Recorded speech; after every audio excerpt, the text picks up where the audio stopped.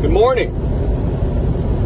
As you can see, back in the truck, we have medical clearance again to go back to work, so we're going to try this again. Vision's good. Things are okay. So let's go back to work. We got money to make. Spent a lot of money doing nothing, believe me. Taking a month off. You literally realize how much it costs to run a household. It literally takes barrels of money to keep a household running and operating. And when your truck is sitting in your driveway and there's no barrels of money coming out of the truck, it's just going out of the house, frustrating as hell. But anyway, we're back at it. So back to work. We'll see what this week brings us. See if we can say something without getting ourselves thrown off.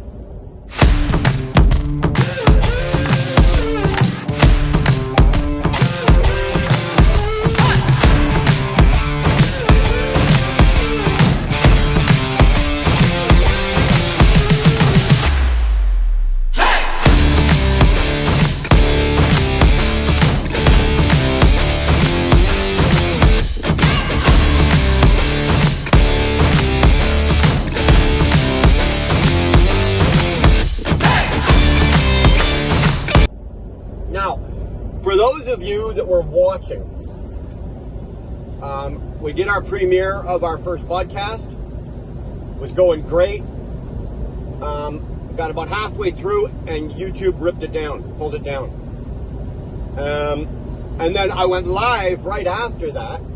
And funny enough, the stuff I was talking about and saying in my live was probably 10 times worse than what was on the podcast, and they left it alone. Go figure. I don't get it, right? I just don't understand that. But it's YouTube, so you just don't know. But it is back up. Okay, we appealed it, and we won. It is back up, so if you only just saw the first half of it, please go back and watch the second half.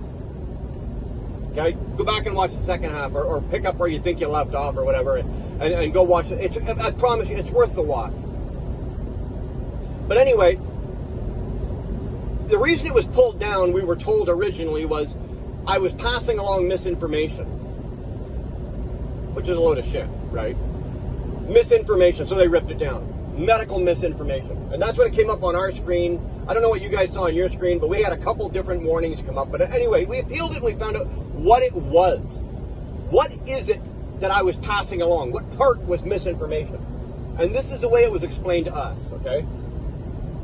The FDA, Health Canada, the CDC, all of these places that have defined, I don't even want to say the Ovid, the C word, but what they've defined as that disease and the cure. So that would be the shot. If anybody like me opens my mouth and says anything else other than that is what is okay, that's misinformation. So, for example, if you're the CDC or you're the federal FDA and you say, okay, so there's the new variant of the COVID strain, and the only our prescription for this for cure and to contain is the new shot. Now, if I come along and say, well, you know what, I'm not sure about that.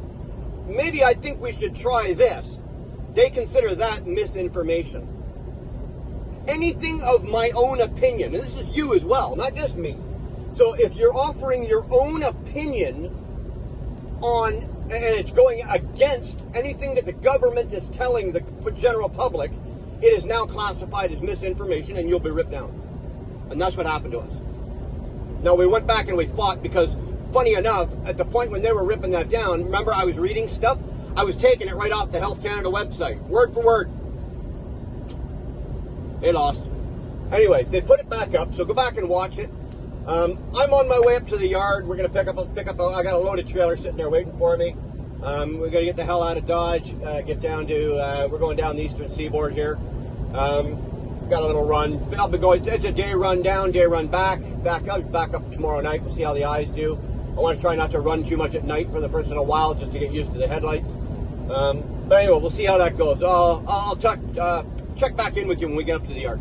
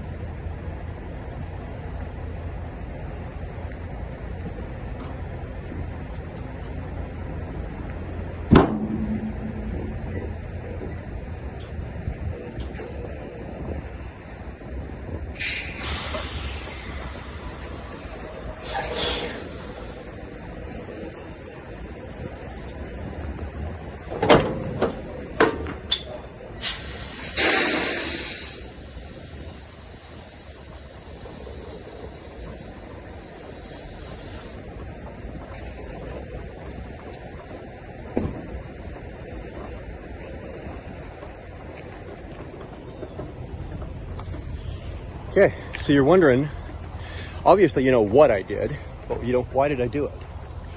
So I'm going to tell you why I did it. All right, I'm doing my pre-trip. So while doing my pre-trip, let's get the camera working first of all. I looked at the bill of lading, and of course one of the first things is you want to verify your weight, right? Well, I know the load. I've done these thousands of times, so I know for a fact there's only 14,000 pounds on this trailer. So I can place those tandems anywhere I want. I can put those wheels anywhere I want, and this trailer is going to scale. So I did the pre-trip, checked my lights, logged put everything in my e-log, got everything fixed up. And then what I did, and here's your tip, free tip. Actually, T-Bone, you should be doing this. T-Bone's tip. Let's call this a T-Bone tip. Actually, this is what we'll do. T-Bone told me to do this. He was busy, so this is T-Bone's tip. This is what I did. If you've got a trailer or you work for a company and you got these skirts, now believe it or not, they do work. They will give you extra fuel mileage. They'll give you better fuel mileage. They keep the air from circulating and winding around underneath the trailer. But an extra added bonus is if you can get your tandem wheels, which we've got here, as close to those skirts as you can. Get them as close up to those skirts as you can and kill the distance between here and here. Get that killed, knock that out. The less air, woo son, the less air you have, the less drag you have. The less drag you have, the better fuel mileage you have. Now as an owner-operator, fuel mileage means everything to me. But even as a company driver, you know, get those up there. Do your company a favor. Save them a couple gallons on a 300, 400, 500 mile trip. Save them a couple gallons. If you're an owner-operator, well, hell, you get them up there and you get that fuel mileage because that was a couple of gallons. There's a couple of gallons. That's your money, buddy. So there's your free tip. Now, with these trailers here, I love these. These are all air activated, eh? So you pull the lever, put them where you want them, and then as soon as you press in your red button, it activates and the pins come back out. So this is already all locked up. All I have to do is, of course, I'm not going to take, the truck's word for it. I'm going to actually stick my head in, make sure all my pins, the 2 pins on this side and the 2 pins on the other side, make sure they're out and make sure they're engaged. And then this trailer and truck are all pre-tripped and ready to go. So we are going down the eastern seaboard, and I am not overly happy about it, but what can you do? What can you do? I didn't load this trailer. Looks like I'll be doing a little climbing because somebody either backed it into a tree. I don't know, can you see that? Somebody backed it into a tree and took a twig with them. So I guess I should, actually I got a load bar in there that'll reach up and knock that down. I don't think it would do any damage. It's just like a little twig with a couple of leaves on it. Probably just float away, but I wouldn't want to I'm not going to take the chance. So anyway. 2 pins. Beautiful. All right, let's get the hell out of here. What are we doing sitting here? Let's get out of here. Come on, let's go. I'm going to run in and go to the bathroom first, but you're not coming for that.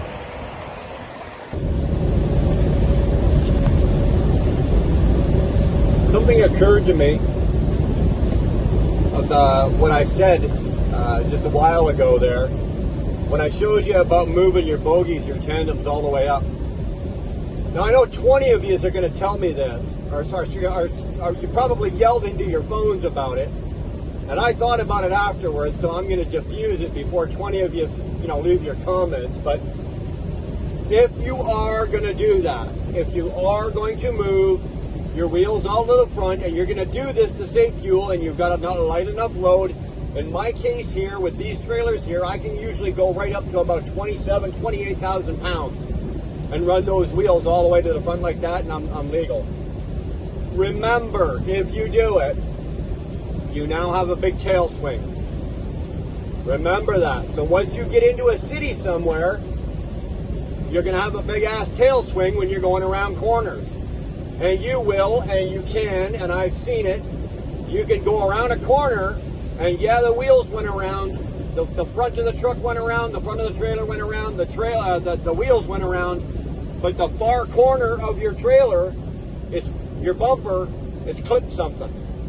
That's because you've got a big tail swing. So, before I get my ass chewed about it, there you go. I thought I'd diffuse that one because I knew it was coming. I could hear guard dog right now screaming.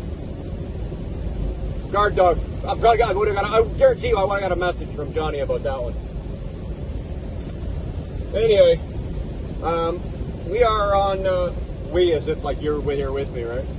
We're on the 476 going south. And this is a mileage killer, this highway. It's only like, I only got to run like 110 miles right down into Philadelphia, right? Run it down to the 76 down to Philadelphia and then take the 76 down through Philly. But it's a mileage killer because it's just up and down. And the hills are steep, right? So it's up, down, climb, down. So it just kills your mileage, right? When I got on this, I got off the 81, I got on the 476, I was at 9.1 miles per gallon, right? I've been on this now for, I don't know, 40 minutes. I'm now down to 8.7, and I'm slowly dropping. By the time I get off this, I'll probably be about 8.5, 8.4 miles per gallon. And then it'll flatten back out again, all the way back down to where I'm going. I should be back up around 9 by the time I get there. But the reason I'm bringing this up is this is one of those roads where I like to put my cruise control on. I love to put my cruise control on and let the computer do all the work, right? Like I've talked a million times, this computer can change gears a whole lot better than I could with a manual and way more fuel efficiently. And this is where I like to do this, on hills like this. Unfortunately, I don't know if you can tell or if you can hear, it is pissing down rain. And what don't we do in the rain? Especially on this highway. This highway is famous for it because it's got ruts. And those ruts will fill with water, and what's going to happen?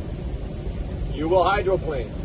So now I am having to drive this road on the pedal. Not that big a deal. I've got a pretty good command over my pedal and my, where I need to be to keep my speed, but I like precision. I like precision.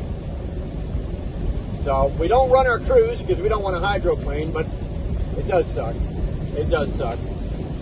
I think, real quickly, I just wanted to quickly throw something out there to you guys.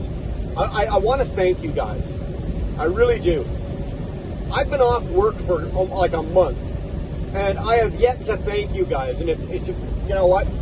Thanks to all of you who have called me, emailed me, texted me, messaged me in some way or another, and Gar, believe it or not, asking how am I doing? Am I all right? What's the prognosis? How are you feeling? I appreciate that. I really do. I want you guys to know that. And when we're doing the lives, any of you that have been throwing, like super chats or anything like that, again, it's, I don't ask for money. I'm not a YouTuber. You'll never hear me begging for fucking super chats or begging for money to support my channel. I just don't do it.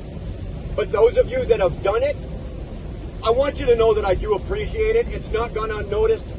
I have been off work a month. So, and it costs money, but, even if you throw in a $20 super chat, I appreciate it. Thank you. YouTube takes its cut, but I don't care. It's $20 after YouTube. I get what, $13? It's $13 I didn't have. So, again, I'm just throwing it out there. Thanks to everybody for your calls, your support, your super chats. I appreciate it. I'm back to work, so hopefully things go and we can, pick this back up and things are going well. Will go well for us. But I'd be neglectful in being a channel creator or a channel owner if I didn't turn around and thank you guys for the support. So with that, thanks. We're almost down there, and it's getting dark and raining, so I'm really not going to want to talk much more. I'm going to want to drive and get down there, and I'll check in once I'm down. All right? Right here. Made it. I got to get out. Oh, my ass is killing me, and my legs are sore. I got to get out of the goddamn truck and just go for a quick walk. Because I don't know if any of you guys leave a comment. Somebody leave me a comment. tell me if anybody else does this as well. And it's just the way I am. It's the way I'm built. The drive I just made was 417 miles. Well, I can do that before I have to take my half-hour break. So I can do that in the 8 hours. So I do it, and I don't stop. The only time I stopped today was to stop at the border, right? Customs. And I don't get out of the truck to do that. So, and I don't advise you do this. Like, I don't know, because health-wise, it's not good. I should stop because, first of all, it's just not good for your back and it's not good for your legs. But I'm susceptible to blood clots. So I really shouldn't be doing it. I should be stopping, run, I don't know. If it's 417 miles, run 300 miles, which is 5 hours. Get out, grab a coffee or grab a drink and whatever. I just don't. If I know that I can make that trip in the first 8 hours, before the 8 hours is up and I got to take that half hour, I do. And it doesn't matter who I'm talking to, or if somebody says, you need to stop. I'm like, no, I got to get there, got to do it. And I do it every single frickin' time.